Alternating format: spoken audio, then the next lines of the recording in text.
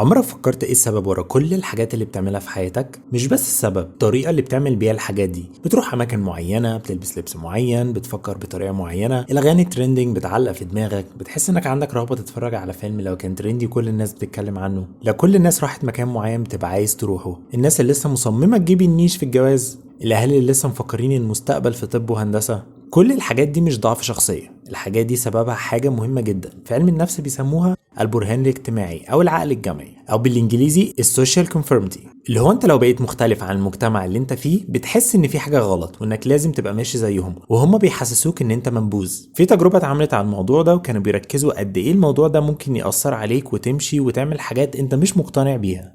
تجربة ان البنت دي دخلت عيادة كشف عن العيون، والكشف ده بالنسبة لها كان مجاني، بس اللي متعرفوش ان كل اللي قاعدين في العيادة دول ممثلين، ودي تجربة معمولة فيها. واللي كان بيحصل ان كل 5 دقايق كان في جرس بيرن. اللي حصل اول مرة ان الناس كلها قامت وقفت ما عدا هي، فضلت قاعدة استغربت جدا الناس وقفوا ليه. ولما الموضوع ده اتكرر كذا مرة بقى عندها احساس لا انا محتاجة اقوم زيهم واعمل زيهم، مع انها مش فاهمة هي بتعمل كده ليه، بس بتعمل كده. المهم الممثلين دول بقى يخرجوا واحد ورا التاني، وبقى يجوا ناس فعلا ما يعرفوش حاجة عن التجربة جايين على اساس ان ده كشف عن العيون، وناس لسه كل ما الجرس ده يرن يقوموا يقفوا ويقعدوا، وكل الموضوع ده يتكرر مع شخص جديد يقوم يقف ويقعد وهو مش عارف هو بيقف وبيقعد ليه. وهو ده تأثير العقل الجمعي على الناس. تلاقي فيه حاجات كتيرة جدا بتعملها مش عارف ايه صحتها ولا مين اللي اخترعها وهل هي بتفيدني ولا لا، بس بتعملها علشان معظم الناس بتعملها. محتاج جدا تراقب وتلاحظ تصرفاتك والحاجات اللي بتعملها، اهدافك، الحاجات اللي انت حقيقي عايزها، هل فعلا انت عايزها ولا لا عملتها يبقى انت كده بتعمل زي الناس وبتخدم العقل الجمعي.